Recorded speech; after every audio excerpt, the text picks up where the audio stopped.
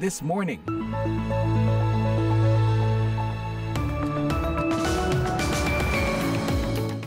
Hello, good morning, selamat pagi dan selamat berjumpa lagi dalam siaran VOA This Morning edisi Jumat 14 Maret 2025. Salam hangat dari Studio 17 VOA di pusat kota Washington DC.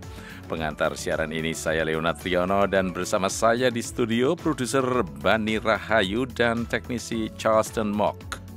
Thank you Charleston for being with us tonight, this morning actually in Indonesia.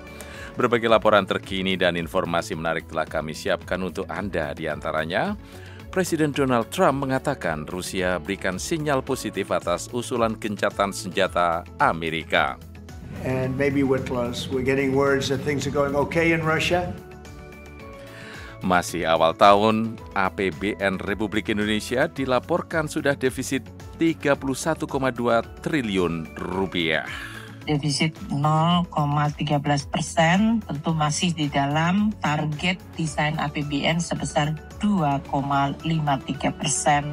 Pendengar siaran ini juga bisa disimak melalui streaming langsung maupun tunda dimanapun Anda berada, tentu saja di mana ada sambungan internet. Dengan mengunjungi situs web kami di www.voaindonesia.com atau melalui podcast VOA This Morning. Baik, kita segera awali dengan berita dunia pagi ini. Presiden Amerika Donald Trump mengatakan kepada para wartawan di Gedung Putih pada hari Kamis bahwa dia tidak akan mengubah pikirannya tentang tarif yang akan diberlakukannya pada Kanada. We've been ripped off for years, and we're not going to be ripped off anymore. No, I'm not going to bend at all. Aluminum or steel or cars. Kita telah ditipu selama bertahun-tahun, jadi kita tidak akan ditipu lagi. Tidak, saya tidak akan mengalah pada aluminium, baja, dan mobil. Kita tidak akan mengalah, tegas Donald Trump. Presiden yang berbicara kepada para wartawan saat bertemu dengan Sekretaris Jenderal NATO Mark Rutte mengatakan akan ada sedikit gangguan, namun itu tidak akan lama. Trump juga mengatakan Uni Eropa sangat-sangat jahat terkait biaya yang dikenakan pada barang-barang Amerika. Dalam pidatonya pada hari Kamis malam, Putin mengatakan Rusia setuju dengan usulan gencatan senjata dan menambahkan bahwa gencatan senjata akan menghasilkan perdamaian yang langgeng. Мы согласны с предложениями прекратить боевые действия. Kami setuju dengan usulan untuk menghentikan permusuhan, tetapi kami beranggapan bahwa gencatan senjata ini haruslah sedemikian rupa sehingga dapat menghasilkan perdamaian jangka panjang dan menghilangkan akar penyebab krisis ini, ujar Putin. Para pejabat Amerika bertemu awal minggu ini dengan para pejabat Ukraina di Arab Saudi untuk menyampaikan rencana gencatan senjata. Presiden Ukraina Volodymyr Zelensky mengatakan penghentian pertempuran dapat digunakan untuk menciptakan kesepakatan damai yang lebih luas untuk konflik tersebut yang dimulai dengan invasi besar-besaran Rusia ke Ukraina pada tahun 2022.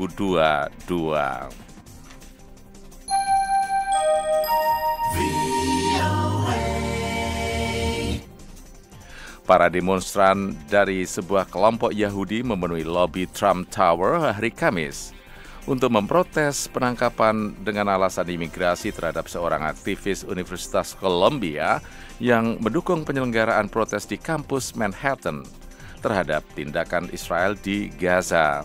Pendemo dari The Jewish Voice for Peace membawa spanduk dan mengenakan kaos merah bertuliskan Yahudi tuntut berhenti persenjatai Israel. Mereka juga meneriakkan bahwa Mahmud pulang sekarang. We are hoping to help spread the word and support the protests that are happening all over. Kami berharap dapat membantu menyebarkan pesan ini dan mendukung protes yang sedang berlangsung di seluruh Amerika untuk mendukung Mahmud Khalil, menuntut agar penculikannya yang tidak konstitusional dicabut. Demikian ujar Sonia Meyerson-Knox dari Jewish Voice for Peace. Khalil adalah penduduk tetap Amerika yang menikah dengan warga negara Amerika dan belum didakwa dengan tuduhan pelanggaran hukum. Dia telah ditangkap pada Sabtu di luar apartemennya di kota New York dan menghadapi ancaman deportasi.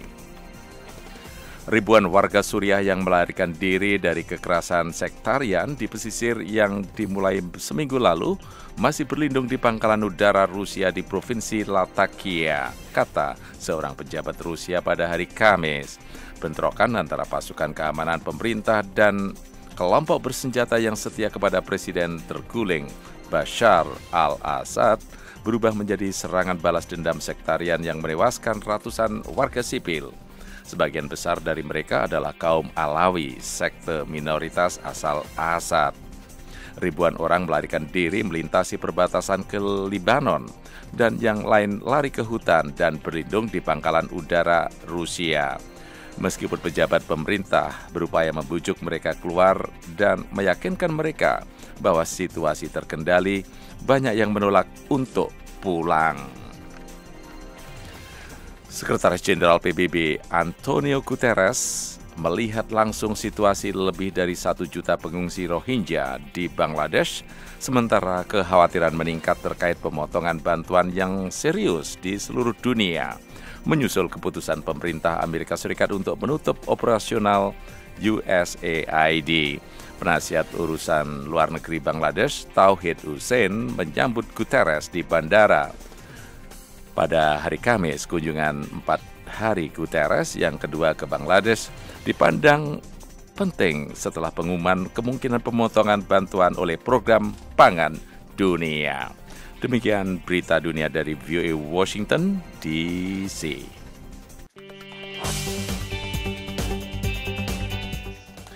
Pendengar, Presiden Amerika Donald Trump pada Kamis menyampaikan bahwa Rusia memberikan sinyal positif atas usulan gencatan senjata 30 hari di Ukraina dari Amerika. Ia juga secara hati-hati menyampaikan optimismenya terhadap pernyataan Presiden Rusia Vladimir Putin yang menyatakan bahwa ia setuju secara prinsip dengan usulan tersebut. Sementara itu, Presiden Ukraina Volodymyr Zelensky menyambut baik inisiatif Amerika itu. Berikut laporan tim VOA. Berbicara kepada wartawan dalam pertemuan dengan Sekretaris Jenderal NATO Mark Rutte di ruang oval Gedung Putih, Trump menegaskan kembali bahwa ia siap berbicara dengan Putin dan menekankan sudah saatnya perang antara Rusia dan Ukraina berakhir. Putin menyampaikan pernyataan yang cukup menjanjikan tetapi belum tuntas sepenuhnya, tambah Trump pada awal pertemuannya dengan Rutte. Meski telah setuju, Putin pada hari yang sama juga mengungkapkan pihaknya masih perlu merundingkan detailnya. Kami setuju dengan usulan untuk menghentikan pertempuran, tapi kami berangkat dari fakta bahwa gencatan senjata ini harus mampu membawa perdamaian jangka panjang dan menghilangkan akar permasalahan dari krisis ini. Putin mengatakan pasukan Ukraina saat ini terkepung di wilayah terakhir yang mereka kuasai di daerah Kursk, Rusia, dan sebelum gencatan senjata diberlakukan, perlu dipastikan dulu apakah pasukan Ukraina akan menyerah dan meletakkan senjata. Para pejabat Rusia mengatakan tujuan utama mereka adalah memperoleh pengakuan internasional atas perbatasan baru yang telah dikuasai pasukan Rusia melalui kekuatan militer. Alexander Kramarenko adalah mantan duta besar Rusia. Jelas akan ada penyelesaian secara bilateral antara kami dan Kiev. Itu harus berupa perjanjian damai yang akan mengesahkan perbatasan baru Rusia serta perbatasan Ukraina pasca Soviet. Yevgeny Fyodorov adalah anggota Parlemen Majelis Rendah Duma Negara dari partai penguasa United Rusia. Ini adalah kemenangan nyata. Silahkan rayakan dengan sampanye. Kemenangan ini juga tidak boleh disia-siakan. Rusia harus melanjutkan serangan karena ambisi AS belum selesai. Para pengkritik Putin hanya bisa bersuara dari pengasingan. Menurut mereka, Kremlin mungkin bisa menerima konsesi dalam beberapa hal, tetapi mustahil untuk meninggalkan ambisi teritorialnya. Anton Barbashin adalah pemimpin redaksi grup analis Riddle yang berbicara kepada VOA.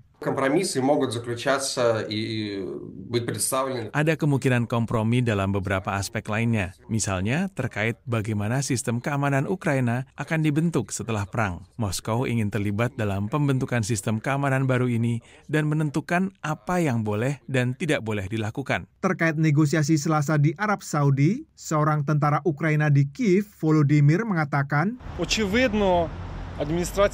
Jelas, pemerintah AS mencoba memanipulasi keadaan dan mereka seharusnya tidak melakukan itu. Warga lainnya, Andriy, yang pindah dari Kramatorsk ke Kiev demi keselamatannya mengungkapkan, melanjutkan bantuan militer adalah langkah baik karena tanpa intelijen dari AS, para prajurit dan pejuang kami akan kesulitan di garis depan. Tim VOA melaporkan.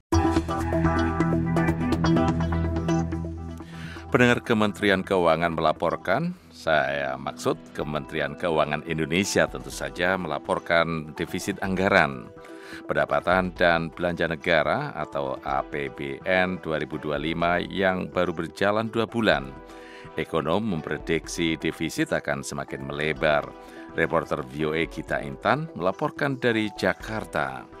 Mencermati kinerja APBN hingga 28 Februari 2025, Menteri Keuangan Sri Mulyani Indrawati mengatakan terjadi defisit 31,2 triliun rupiah atau 0,13% terhadap PDB. APBN didesain dengan defisit 616,2 triliun. Jadi ini defisit 0,13% tentu masih di dalam target desain APBN sebesar 2,53% dari PDB. Lebih jauh, mantan Direktur Pelaksana Bank Dunia ini menjabarkan realisasi penerimaan negara hingga akhir Februari mencapai 316,9 triliun rupiah atau 10,5% dari target APBN. Menkyu Sri juga sempat menyinggung situasi global yang diliputi ketidakpastian, terutama pengaruh kebijakan Amerika Serikat setelah Donald Trump menjabat presiden untuk yang kedua kali. Gejolak atau dinamika ini, kata Sri, tercermin dalam pergerakan nilai tukar rupiah yang melemah hingga 16.340 rupiah per dolar Amerika Serikat hingga akhir Februari. Gejolak juga tampak pada pergerakan yield surat berharga negara hingga harga minyak. Ekonom Kor Indonesia Yusuf Henry mengatakan defisit APBN yang terjadi pada awal tahun setidaknya dipengaruhi oleh beberapa faktor penting. Pertama, katanya, karena penerimaan negara yang terkontraksi sekitar 20%. Bahkan penerimaan negara dari sisi perpajakan saja terkoreksi hingga 40%.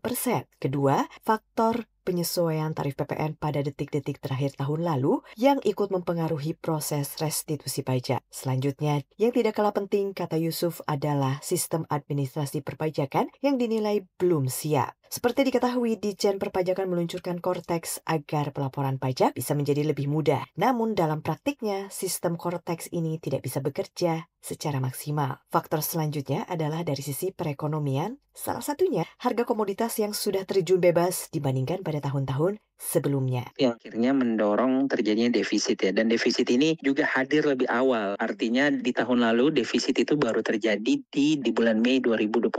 Sekarang di awal di Januari, dan ini merupakan defisit pertama di bulan Januari sejak 2021. Jadi ini saya kira menjadi catatan tersendiri ya apabila pemerintah ingin mengevaluasi kinerja APBN untuk kedepannya gitu. Dari Jakarta, Gita Intan melaporkan untuk VOA Washington.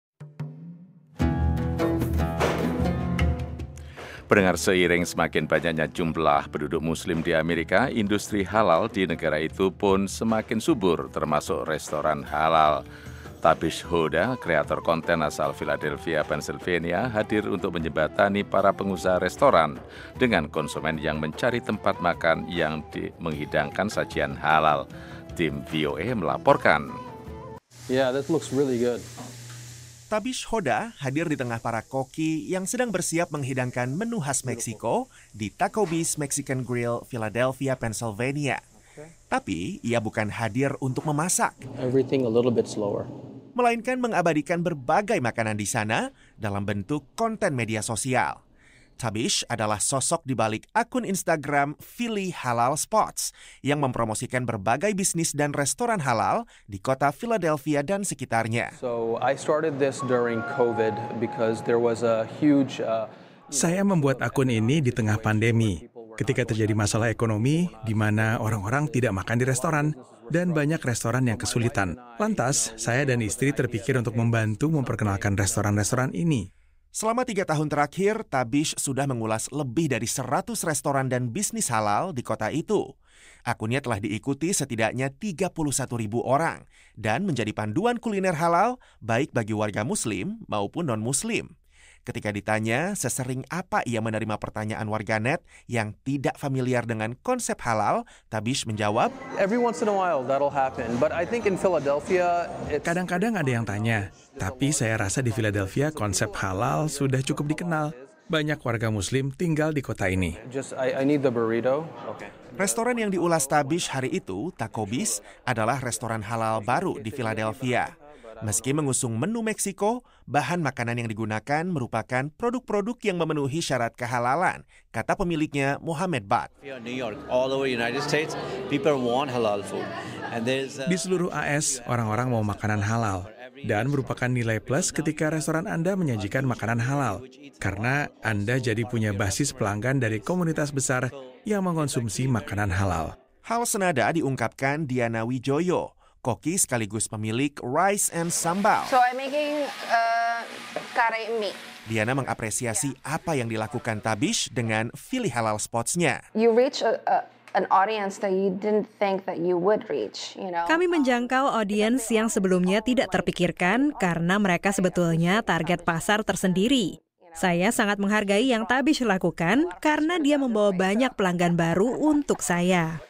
Rifan Dwi Astono, VOA, Philadelphia.